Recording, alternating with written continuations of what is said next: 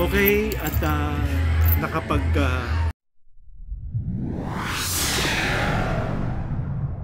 jogging na rin dahil para bumaba yung aking sugar at cholesterol. Yan. Kasi na lumabas na yung resulta ng aking annual check-up. Tapos nalaman ko na first time sa life ko na tumaas yung aking sugar. 180, mataas, hindi biro-biro yun, 180. At saka yung cholesterol ko mataas din. So kailangan ko na mag-exercise, jogging, at saka iwas na rin sa mga pagkain na masasarap. That's it. Okay? Sharky Spring Shots Vlog.